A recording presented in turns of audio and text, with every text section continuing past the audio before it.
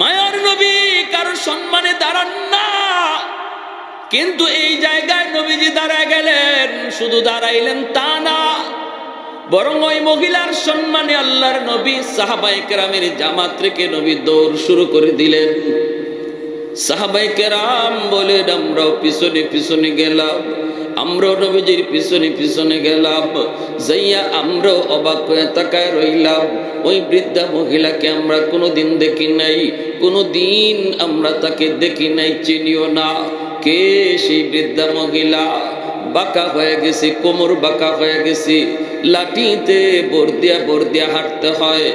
মায়ার নবী দয়ার নবী পাশে যাইয়া আল্লাহর নবী তার নবুয়তি চাদর নিজের গা থেকে নবী খুলে ফেললেন। খুইলে নবী বলতেছেন, মা গো, তুমি কেন কষ্ট করে মুহাম্মদের দরবারে? তুমি যদি আমাকে খবর দিতা গো মা, মুহাম্মদ তোমার দরবারে হাজির হয়ে যেত। এই বইলাই পবিত্র নবুয়তি চাদর নিজের গা থেকে নবী খুলে ফেললেন। কইলা নবী মাটিতে চাদরখানা বিছায় দিলেন, আর চাদর মাটিতে বিছায় বলেন, মা দয়া করে তুমি নবীর নবুয়তি চাদরে বসে যাও। আল্লাহর বান্দি তিনি জুতা কইলে তিনি বসতে চাইলেন, কিন্তু আমার আপনার নবী কই না গো মা, জুতা খুলবা না, তোমার জুতার ধুলি বালিতে নবীর নবুয়তি চাদর ধন্য হবে। সাহাবায়ে কেরাম বলে, ইয়া রাসূলুল্লাহ, ওগো নবীজি, কে সেই মহিলা, কি তার পরিচয়? কোনদিন আমরা তার দেখি নাই, চিনিও না। আল্লাহ নবীর চোখ থেকে দরদর করে পানি পড়ে। নবীজি কান্দেন আর বলেন, সাহাবীরা রে, কোনদিন তোমরা দেখো নাই, কিন্তু আজকে ভালো করে দেখে নাও। এতদিন পর্যন্ত তোমরা শুধু নাম শুনেছ, নবীজির দুধমার নাম তোমরা জানোনি। সাহাবীরা কই, নবী গো, আপনার দুধমার নাম হালিমা সাদিয়া। আল্লাহর নবী কই, সাহাবীরা রে, জন্মের আগে আমি নবী বাবা হারাইলাম, বাবার আদর কেমন আমি নবী তা জানি না। আব্বু ডাক দেওয়ার ভিতরে কত মজা, এটা আমি নবী বুঝি না, জানিও না। বুঝবার পরপরই মা হারাইলাম, মার সেবা করতে আমি নবী পারি নাই, মার খেদমত আমার নসিবে নাই। কিন্তু তোমরা জানো নবীর একজন দুধমা আছে, দুধমার নাম জানো নি? সাহাবীরা কই, নবী গো, আপনার দুধমার নাম হালিমা সাদিয়া। আল্লাহর নবী কই, আজকে ভালো করে দেখে দাও, যিনি নবীর নবুয়তি চাদরে তিনি জুতা সহ বসলেন, ইনি আর কেউ নন, ইনি হলেন তোমাদের নবীর দুধমা, যার নাম হলো হালিমা সাদিয়া। আর একটু জোরে কন্যা আওয়াজ দিয়ে সুবহানাল্লাহ। कौनैन मुख्तार खुदा तुमको बनाया, कौनैन मुख्तार खुदा तुमको बनाया, उम्मत का निगाहबान खुदा तुमको बनाया, उम्मत का निगाहबान खुदा तुमको बनाया। मौला मेरा आका मेरा रहमत की नबी है, तजदार मदीना के तुम्हारे अरबी है, तजदार मदीना के तुम्हारे अरबी है।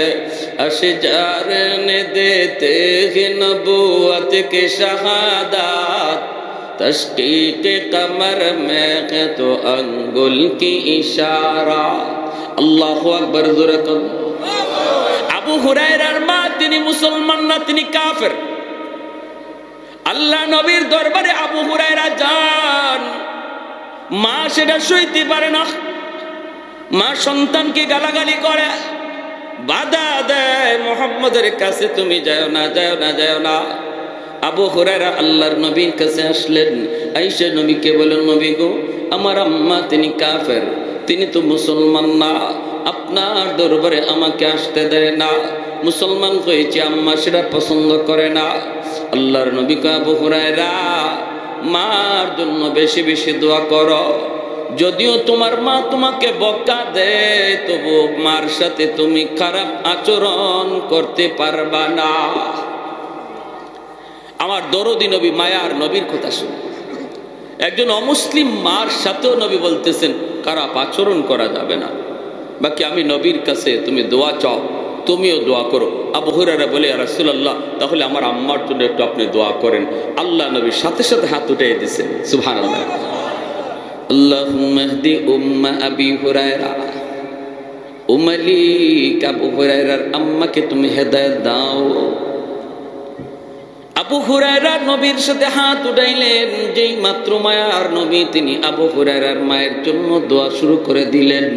আবু হুরায়রা তিনি সাথে সাথে দোয়া সাইরা বাড়ির দিকে দৌড় শুরু করে দিলেন।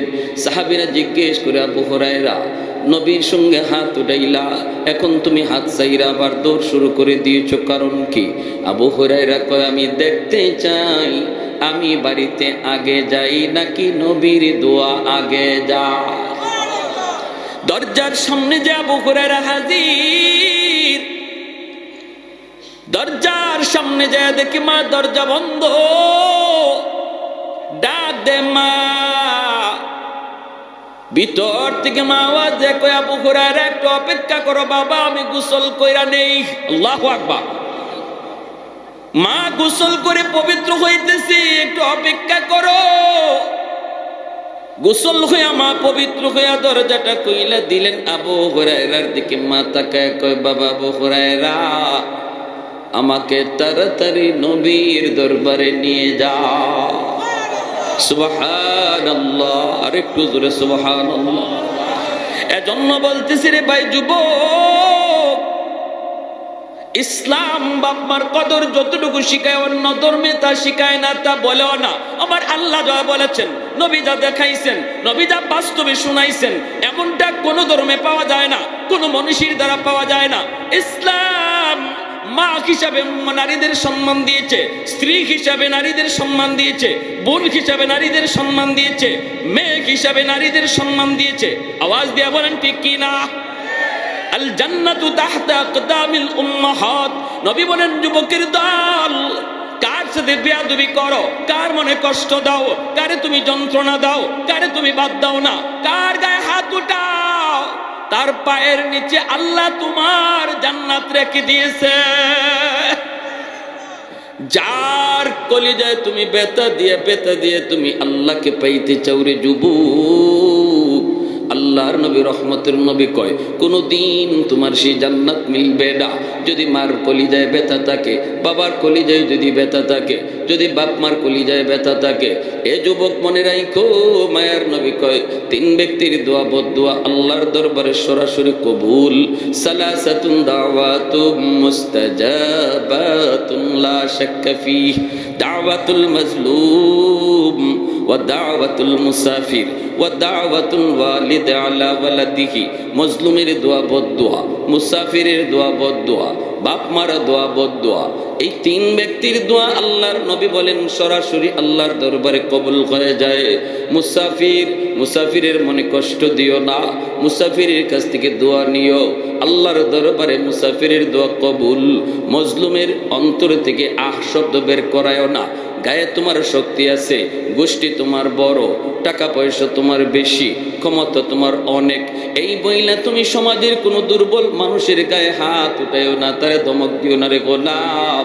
যদি ওই দুর্বল মানুষটা অন্তর থেকে আহ কয় মালিক, দুনিয়ার আদালতে আমি বিচার পাবো না, সমাজের সবগুলি মানুষ তার পকেটের মানুষ, বিচারে বসলে বিচার পাবো না, কোর্টে গেলেও আমি রায় পাবো না, কারণ আমার পয়সা নাই। জজকে সে টাকা দিয়া কিনে নিবে। ও মালিক, দুনিয়ার আদালত বাদ দিলাম, তোমার আদালতে মামলা দিলাম। যদি এমন কোনো কথা কোনো দুর্বল কয়ে বসে, মনে রাখবা তোমার জীবনের হজ, তোমার জীবনের রোজা, তোমার জীবনের যাকাত, তোমার জীবনের নামাজ সবকিছু আল্লাহর আদালতে আটকা পড়ে থাকবে। ওই মজলুমের আহ শব্দ আল্লাহর আদালতের ফাইলে জমা হয়, মাঝখানে কেউ তারে বাধা দেয় না, কেউ তারে আটকাইতে পারে না।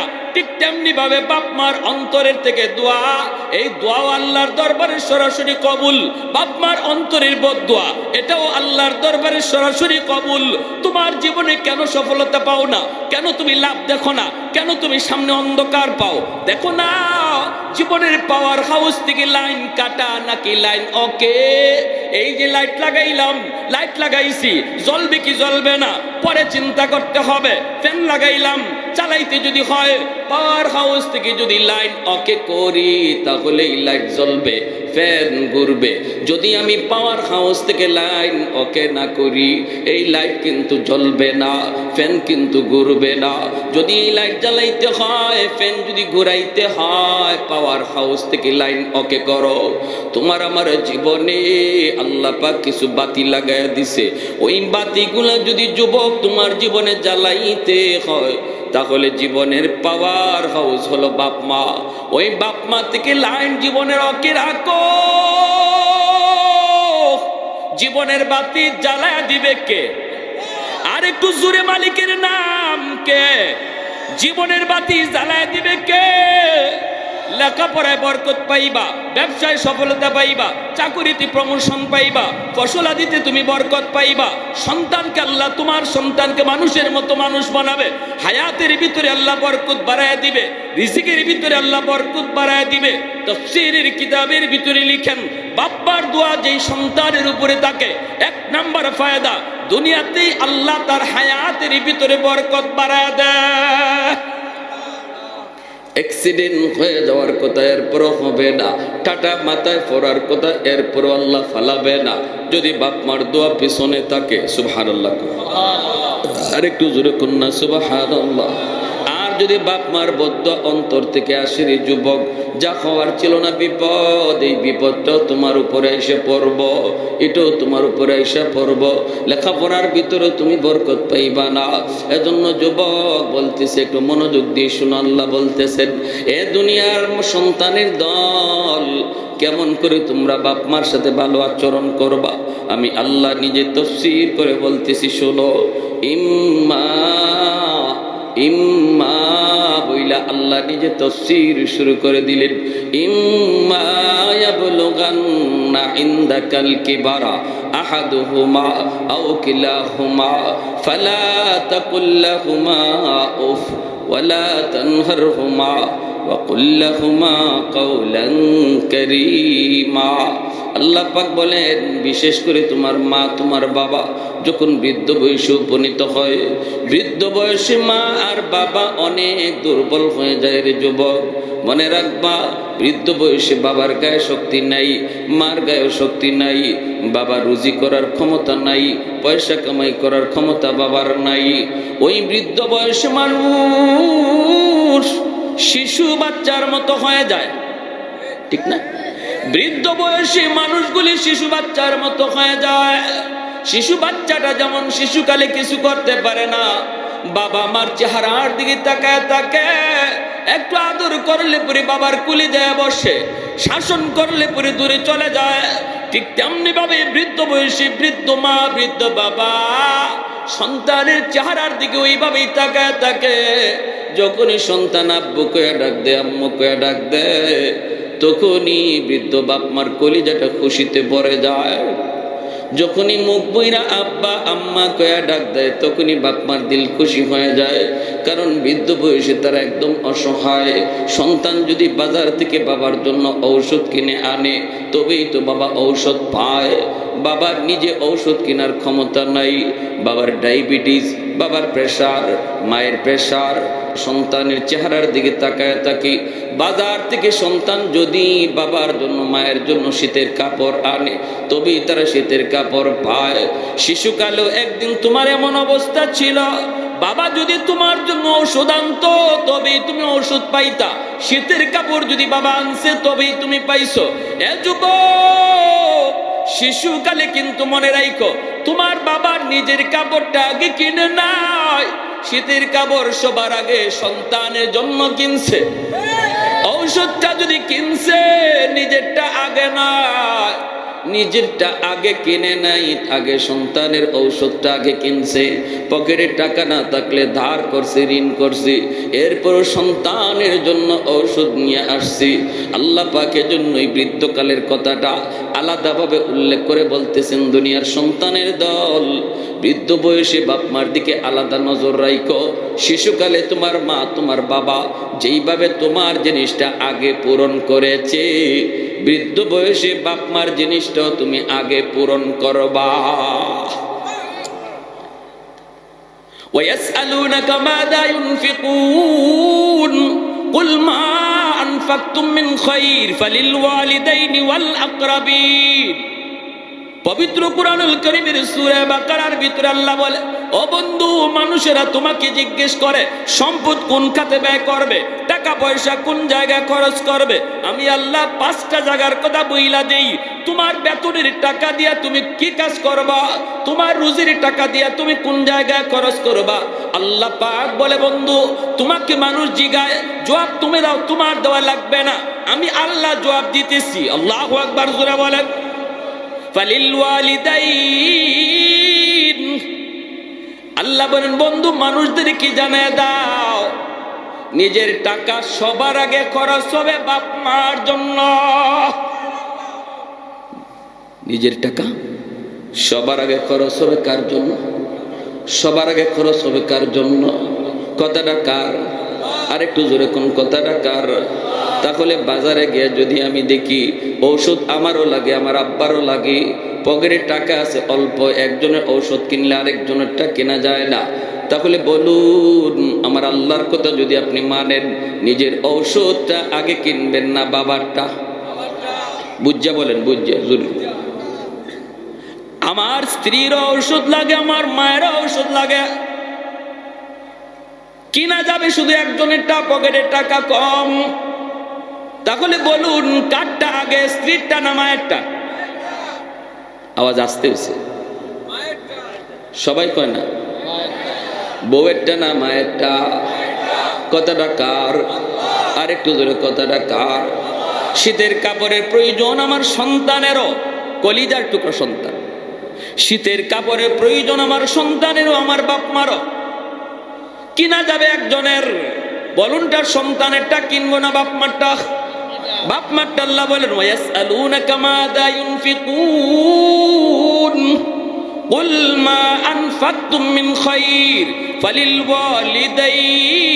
ফালিলওয়ালিদাইন। মা বাবারটা সবার আগে, সবার আগে।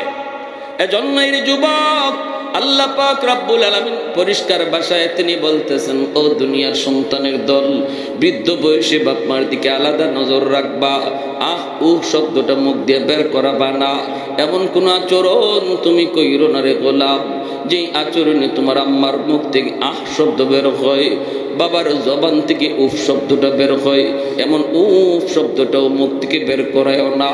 কারণ উফ শব্দ যদিও ছোট্ট, কিন্তু আল্লাহর আরশে পৌঁছতে মাঝখানে কোনো বাধা থাকে না, মাঝখানে কোনো বাধা থাকে না। এজন্য যুবক আমি বাস্তব 2টা ঘটনা শোনাবো।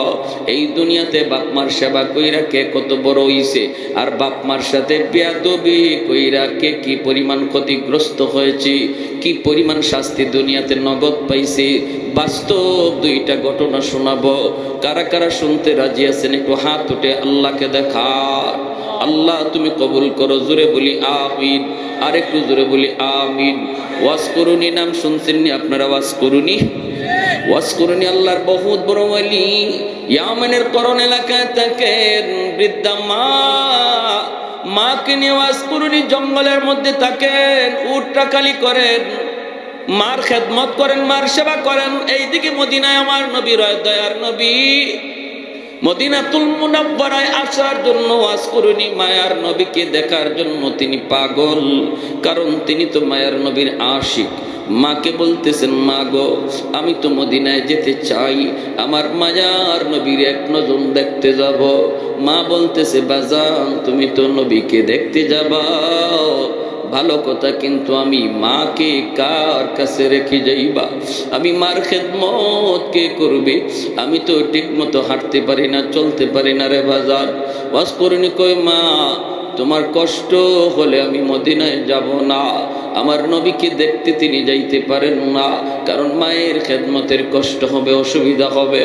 এই দিকে আল্লাহ পাক আমার নবীর কাছে জিব্রাইলকে পাঠাইয়া আল্লাহ পাক জানাই দিছে, বন্ধু তোমার একজন মস্ত বড় আশেক সেই ইয়ামেনের করণ এলাকার জঙ্গলে থাকি, নাম হলো ওয়াইজ। জানোনি সে তোমার কত বড় আশিক, সে মস্ত বড় আশিক, কিন্তু মার খেদমতের কারণে তোমাকে দেখতে পারে না। এ বন্ধু, মার খেদমতের নির্দেশ তো আমি আল্লাহ দিয়েছি, আমার নির্দেশ মানতে যায় তোমাকে দেখতে পারে না। এজন্য আমি আল্লাহ তার মার দোয়ার বদৌলতে তারে জগতের শ্রেষ্ঠ ওলিদের খাতায় নাম লিখে দিছি। তার মা হাত উঠায় কইছে, মালিক আমার ওয়াইজের জন্য আমি কিছুই দিতে পারি না, কিন্তু এই দুইটা হাত তোমার দরবারে উঠায় দিলা। আল্লাহ আমার ওয়াইজকে তুমি শুধু ওলি বানাইলে আমি খুশি না গো মালিক, জগতের ওলিদের সর্দার তুমি বানায় দিও। আল্লাহ পাক রব্বুল আলামিন কয়, বন্ধু আমি তারে জগতের ওলিদের শ্রেষ্ঠ ওলি বানায় দিছি, সে তোমার মস্ত বড় আশেক। শুধু সে আশেক নয়, আমি তারে মুস্তাজাবুদ দাওয়া বানায় দিছি। সে হাত উঠাইতে দেরি হয়, কিছু চাইতে দেরি হয়, কবুল হতে দেরি হয় না। মুস্তাজাবুদ দাওয়া কাকে বলে? যে হাত তুলতে দেরি, কবুল হতে দেরি হয় না। যুবক একটু দিল দিয়া কথাগুলো শোনো। আল্লাহ নবী রহমতের নবী খবর পাইলেন, খবর পায় মায়ার নবী অসুস্থ। নবী বুঝতেছেন নবী দুনিয়ায় আর বেশি দিন থাকবেন না।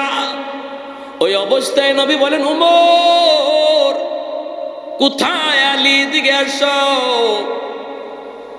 শোনো আমি একটা সংবাদ দিয়া যাই, একটা খবর দিয়ে যাই।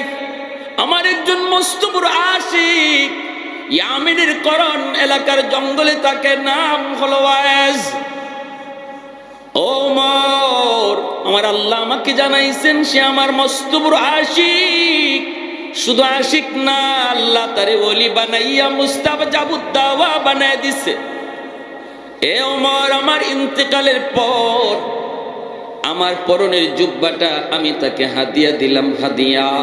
আমার ইন্তেকালের পর এই জুব্বাটা নিয়ে তুমি তার সন্ধানে বের হবা, ইয়ামেনের করণ এলাকার জঙ্গলে যায় তুমি তারে তালাশ করবা।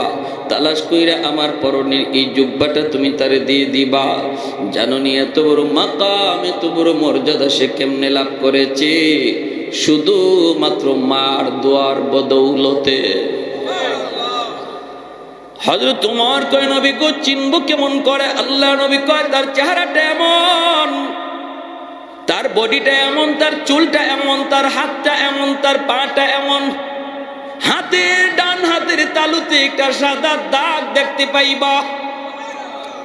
হযরত ওমর কয়, ইয়া রাসূলুল্লাহ, আপনি নিজে বলতেছেন সে কোনোদিন আপনাকে দেখে নাই, আপনিও তারে দেখেন নাই গো নবী। কেমন করে তার চেহারার পরিচয় দিচ্ছেন, বডির পরিচয় দিতেছেন? আল্লাহর নবী রহমতের নবী কয়, ওমর রে, আমার আশিক স্বপ্ন যুগে আল্লাহ আমাকে বহুবার দেখায় দিছে। মান রাআনি ফিল মানাম ফাকাদ রাআনি ফাইন্না শাইতানা লা ইয়াতামাসসালু বি।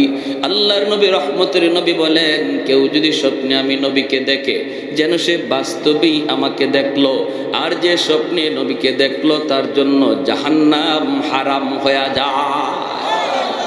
আল্লাহর নবীর স্বপ্নে যে দেখবে তার জন্য জান্নাত ওয়াজিব হয়ে যাবে, জাহান্নাম হারাম হয়ে যাবে। নবীকে স্বপ্নে দেখার একটা বহুত বড় আমল বুজুর্গানে কেরাম বলছেন, ঘুমানোর আগে যদি কেউ রেগুলার প্রতিদিন এশার নামাজ পইরা যখন ঘুমায় 100 বার দুরূদ শরীফ পইরা যদি সে ঘুমায়, 100 বার দুরূদ শরীফ পইরা যদি কেউ ঘুমায় প্রতিদিন, তাহলে ফুকাহাগণ সুফিয়ানে কেরামগণ বলেন মৃত্যুর আগে আগে আল্লাহ তারে স্বপ্ন যুগে নবীর স্বপ্নে দেখায় দেবে। পারবো না এই আমলটা করতাম ইনশাআল্লাহ। ছোট্ট দুরূদ শরীফ, ছোট্ট লম্বা দুরূদ শরীফ পড়া লাগবে না। সাল্লাল্লাহু আলাইহি ওয়াসাল্লাম, সাল্লাল্লাহু আলাইহি ওয়াসাল্লাম। কোন সবাই সাল্লাল্লাহু আলাইহি ওয়াসাল্লাম। এই দরুদ শরীফ হয়ে গেল সাল্লাল্লাহু আলাইহি ওয়াসাল্লাম একবার, আবার সাল্লাল্লাহু আলাইহি ওয়াসাল্লাম দুইবার, আবার সাল্লাল্লাহু আলাইহি ওয়াসাল্লাম তিনবার। এভাবে আপনি একটা কিলিয়ে তসবির দানা লইয়া 100 বার প্রতি রাত ঘুমাইবার আগে পইরা পইরা ঘুমাইয়েন। আল্লাহ আপনাকে ঘুমন্ত অবস্থায় স্বপ্নে নবীর সাথে দিদার নসিব করায় দেন। হযরত ওমর ফারুক রাদিয়াল্লাহু তাআলা আনহু কয়, ইয়া রাসূলুল্লাহ, কেমনে দেখলেন? নবী বলেন, স্বপ্ন যুগে আল্লাহ আমাকে দেখায় দিছে আল্লাহর নবীর পরনের জুব্বা। হযরত ওমর নবীর ইন্তেকালের পর এই জুব্বা নিয়ে তিনি রওনা দিয়ে দিলেন। সঙ্গে আছেন আলী। ইয়ামেন ঢুকলেন, করণ এলাকায় আসলেন। মানুষকে জিজ্ঞেস করেন, তোমরা ওয়াইজ নামে কাউরে চিনোনি? কেউ কয় না, চিনি না, চিনি না। একজন রাখাল কয়, হ, একজন ওয়াইজ নামে একটা লোক আছে, আমরা যারে পাগল বলে ডাকি। জঙ্গলের ভিতরে তাকে, সাধারণভাবে আমাদের মতো চলাফেরা করে না, জঙ্গলের ভিতরেই তাকে একটা উট রাখালি করে। আর তার মা আছে বৃদ্ধা মা, মাকে নিয়ে ওখানে একটা ঝুপড়ির মধ্যে থাকে। মাঝে মাঝে তারে জঙ্গলের ভিতরে সেজদারত অবস্থায় কানতে শোনা যায়। সেজদারত অবস্থায় তারে কানতে শোনা যায়। যখনই সে সেজদায় কান্দে গো, তখনই আমাদের পশু, আমাদের উটগুলিও কান্না শুরু করে, খানা তারা বন্ধ করে দেয়। তার কান্নার সাথে সাথে পশু পাখিগুলি স্তব্ধ হয়ে যায়। হযরত ওমর ফারুক রাদিয়াল্লাহু তাআলা আনহু বলেন, আলী চলো, তাহলে ওই দিকে আমরা যাই, হয়তো আমরা তার সন্ধান পেয়ে গেছি রে আলী। হযরত ওমর তিনি চলে আসলেন জঙ্গলের ভিতরে, খুঁজতে খুঁজতে পেয়ে গেলেন। পাইলেন হযরত ওমর তার চেহারার দিকে তাকান, বডির দিকে তাকান, চুলগুলির দিকে তাকান।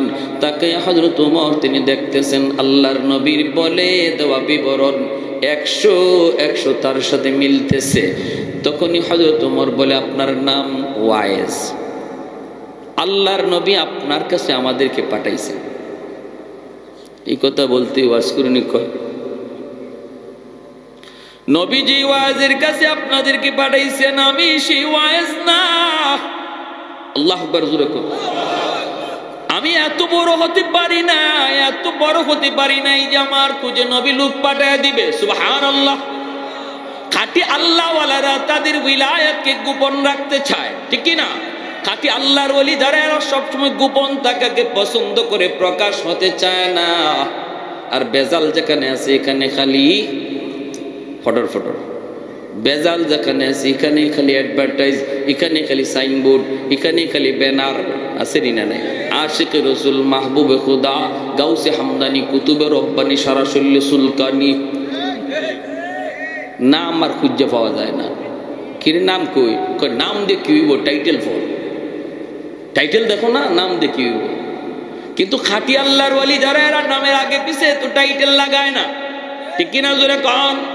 উজানি পীর সাহেব রাহিমাহুল্লাহ, কারি ইব্রাহিম সাহেব, আল্লাহর ওলির নামের আগে এমন কোন টাইটেল ছিল না, ঠিক কিনা? কোন টাইটেল ছিল না। চরমুনার পীর আল্লাহর ওলি দুনিয়াতে নাই, নামের আগে টাইটেল ছিল না, এখনো আছে, নামের আগে তাদের কোনো টাইটেল নাই। বোঝা গেল খাঁটি জিনিসের টাইটেল লাগে না, বেজাল জিনিসের টাইটেল লাগে, ঠিক কিনা?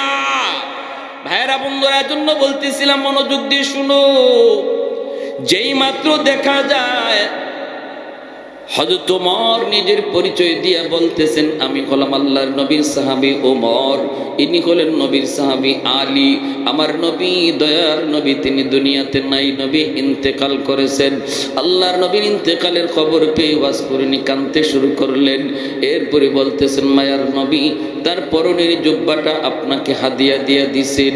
ও আল্লাহর ওলি, নিজের আর গোপন রাখেন না। কি এমন নেকামল করেছেন গো? নবীর পরনের জুব্বা পাওয়ার জন্য আমি ওমর পাগল ছিলাম, আবু বকর পাগল ছিল, উসমান পাগল ছিল, আলী পাগল ছিল, সালমান ফার্সি পাগল ছিল। ডাইনে বামে সারা জীবন নবীর সাথে তাইকা জীবন কাটায় দিলাম। কিন্তু নবীজির ইন্তেকালের আগে পরনের জুব্বা আমরা কেউ পাইলাম না। পাইলেন আপনি, যিনি নবীকে কোনোদিন দেখলেনও না। এমন কি আমল করেছেন একটু বলুন। আমার নবী যা বলেছেন, আপনার মায়ের দোয়া, কোথায় আপনার মা? এই আল্লাহর বান্দির চেহারা মুবারক একটু দেখা। আর একটু জোরে কন্যা সুবহানাল্লাহ। আপনার ডান হাতটা একটু দেখতে চাই। এই ডান হাতটা হাতের মধ্যে নিয়ে দেখেন, তালুর মধ্যে সাদা একটা দাগ দেখা যায়। এমনি হযরত ওমর কোন আর আপনি গোপন করবেন না। নবী এই বিবরণ দিয়েছেন, 100 মিলে গেছে। আর মায়ার নবী বলেছেন, এই জুব্বাটা আপনি পরবেন, পইরা আল্লাহর কাছে একটু সুপারিশ করবেন তার উম্মতের জন্য, গুনাহগার উম্মতের জন্য একটু সুপারিশ করতেন। কারণ নবী আমাদেরকে জানাইছেন, আপনি নাকি মুস্তাজাবুদ দাওয়া, আপনি হাত তুলতে দেরি হয়, আমার আল্লাহ কবুল করতে দেরি হয় না।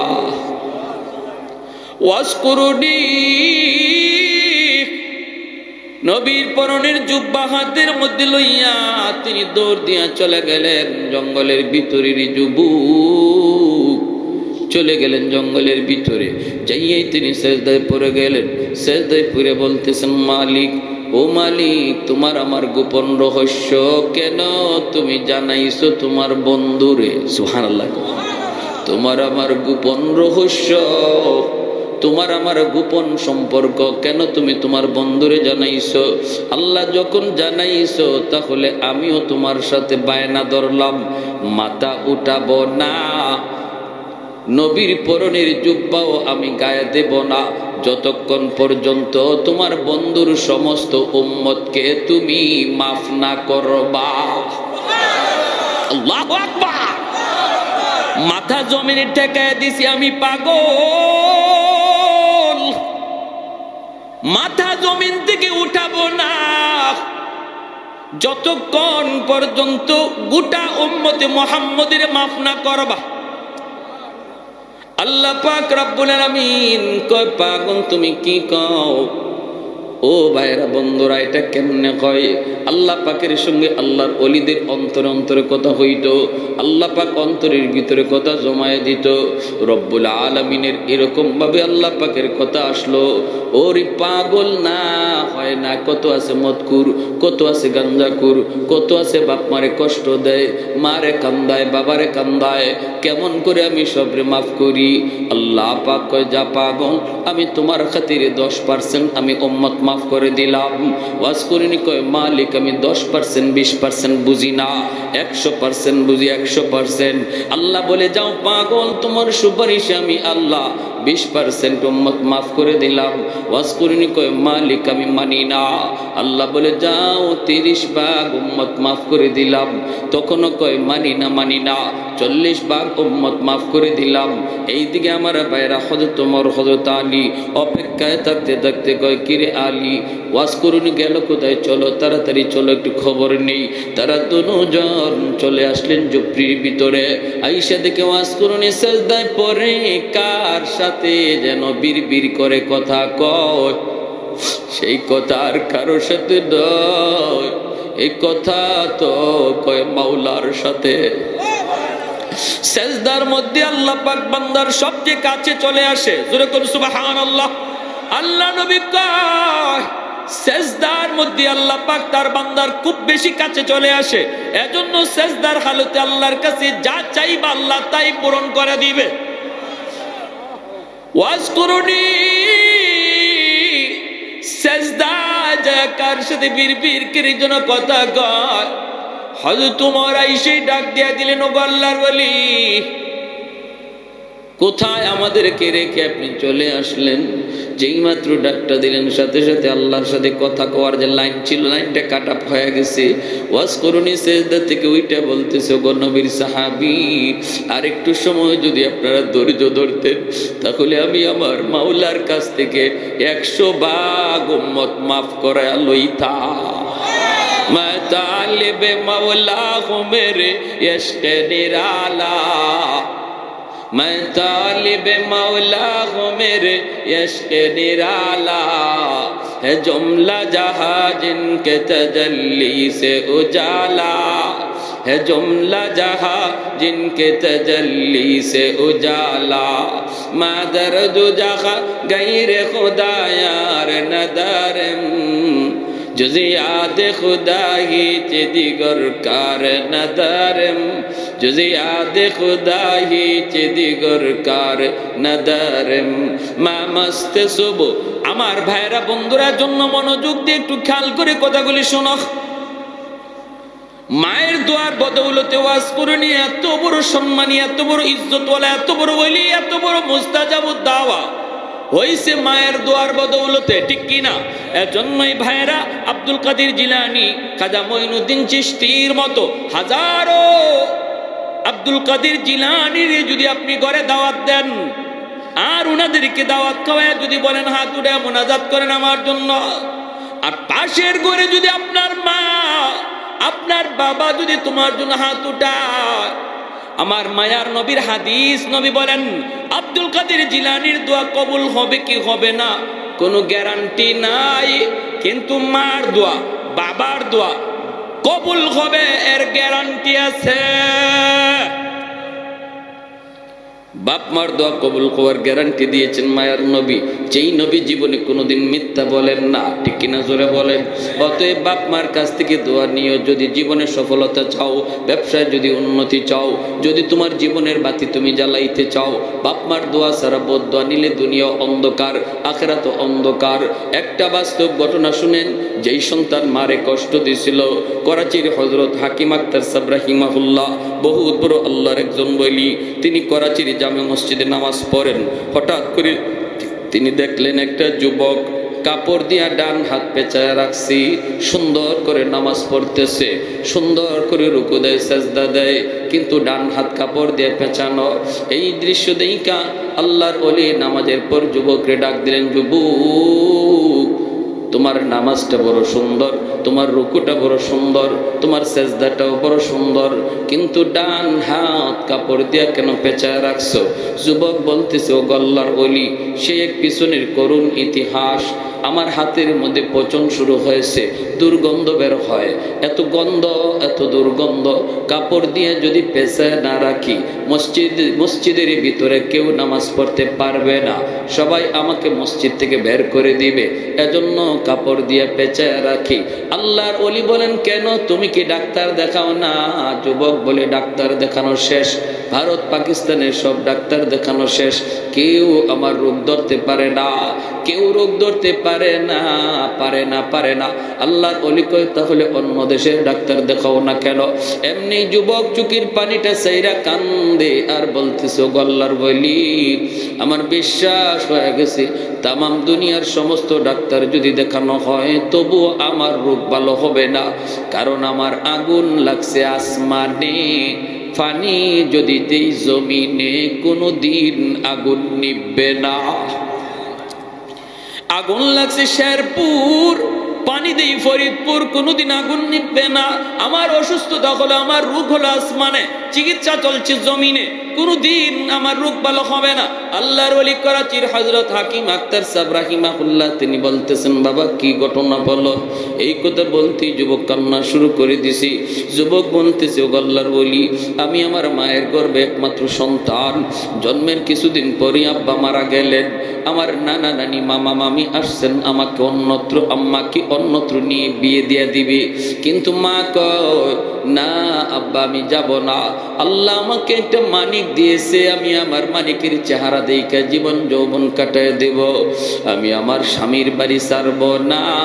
আমার আম্মা আমাকে দেখা তার জীবন যৌবন কাটায় দিল, মানুষের বাড়িতে কাজকর্ম কইরা আত্মীয় স্বজনের কাছ থেকে ধার আইনা আইনা আমার আম্মা আমাকে লেখাপড়া করাইল, আমি লেখাপড়া করলাম, আমি কলেজে গেলাম, ভার্সিটিতে গেলাম, সুন্দরী একটা মেয়ের সাথে আমার পরিচয় হয়ে গেল, এই সুন্দরী মেয়ের সাথে পরিচয় হইয়া এক পর্যায়ে বিয়ে করে ফেললাম, বিয়ে করে আমি বউনিয়া বাড়িতে চলে আসলাম। আমার মাকে আমি বিয়ের খবরটা পর্যন্ত দেই নাই, এরপর আমার মা তিনি রাগ করেন না, তিনি মান্য নিছেন, আর এতটুকু শুধু বলছেন, বাবা একটু কবর যদি দিতি তাহলে মা তো উঠে নিয়ে আসতাম। ঠিক আছে বাবা, ভালোই করেছো।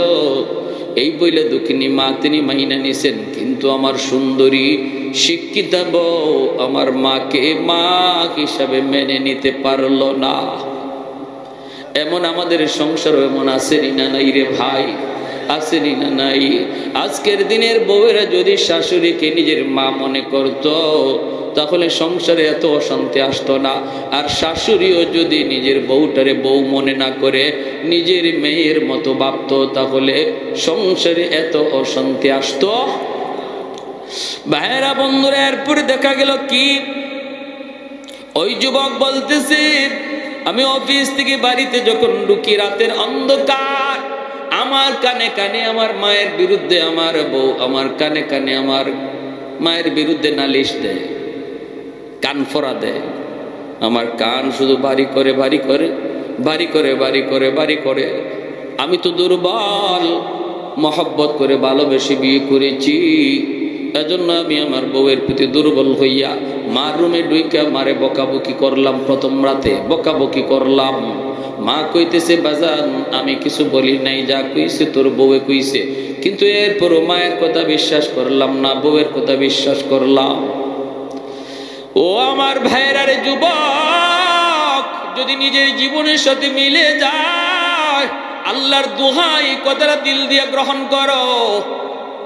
কাউকে উদ্দেশ্য নিয়ে কিছু বলতে আসি নাই, এসে যে কথাগুলি বলে যায় জানি না কার জীবনে পড়ে যায়। তওবা করে এখান থেকে উঠবা, চোখের পানি ঝরায় উঠবা, নতুবা জিন্দগি আল্লাহ দুনিয়া তো বরবাদ করে দিবে, আখিরাত তো কোনো কুল কিনারা খুঁজে পাবা না।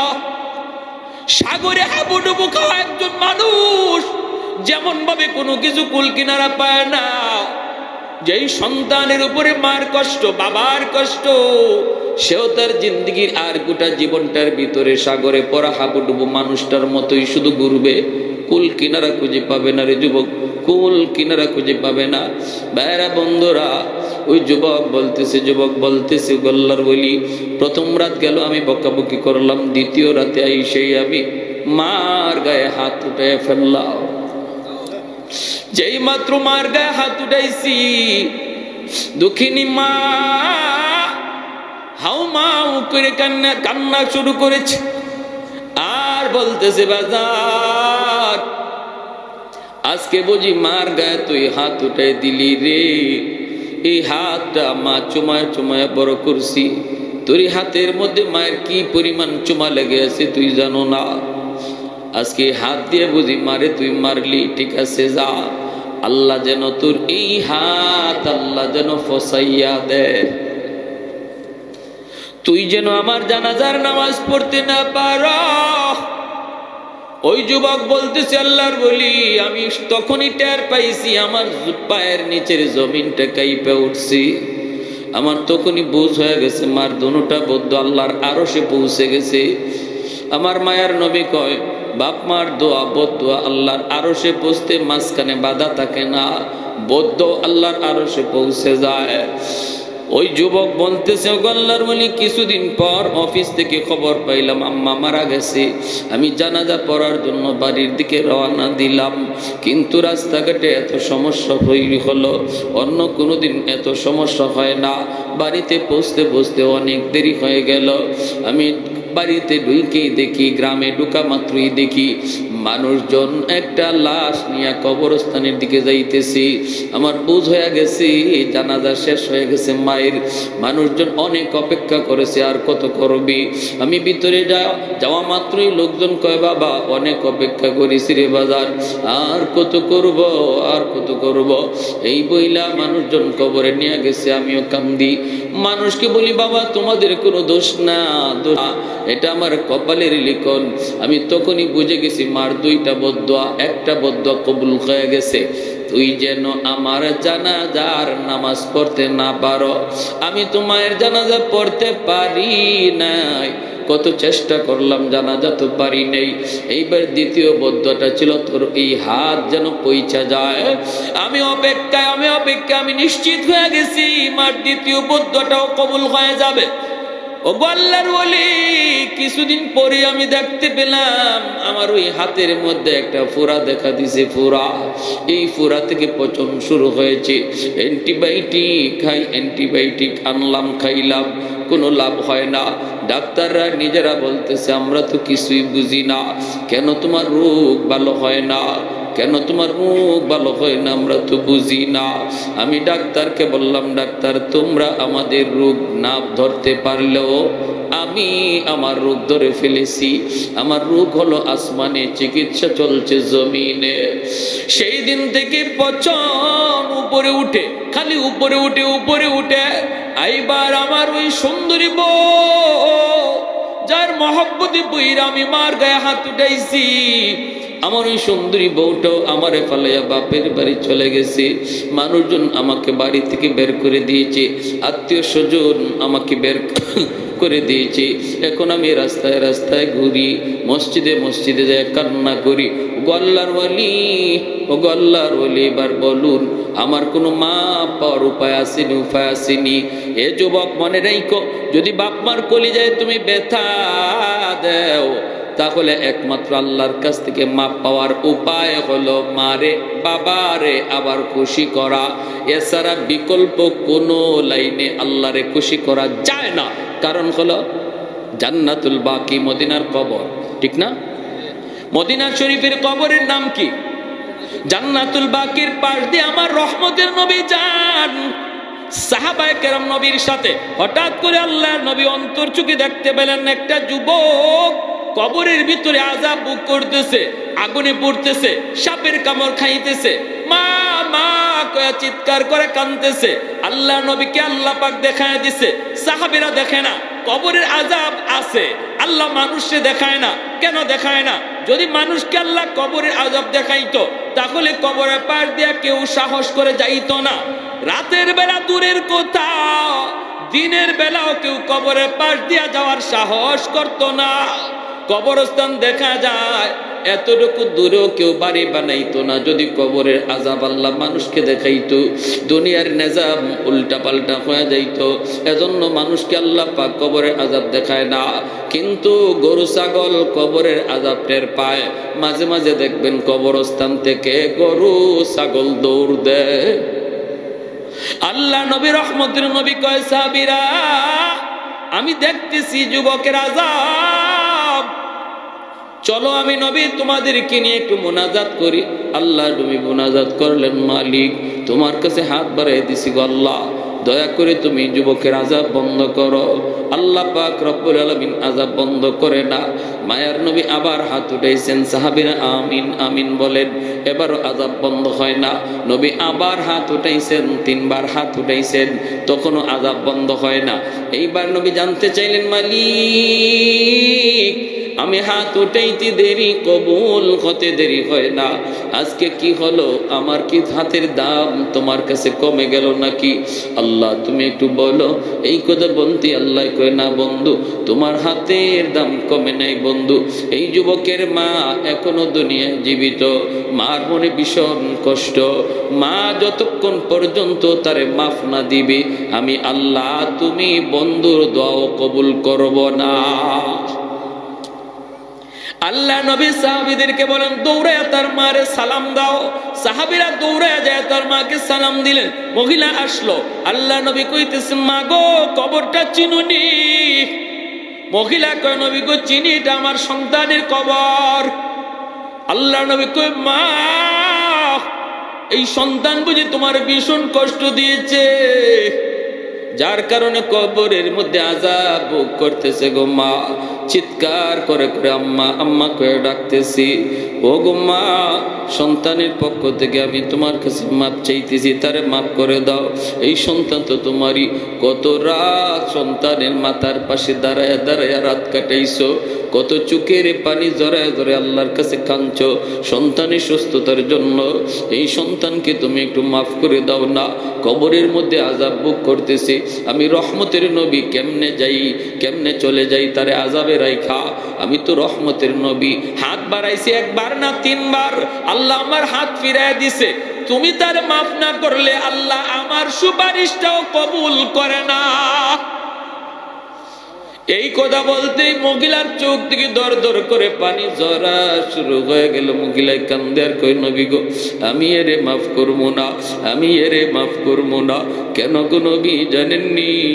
এখনো আমার পিঠে মাইরের দাগ আছে,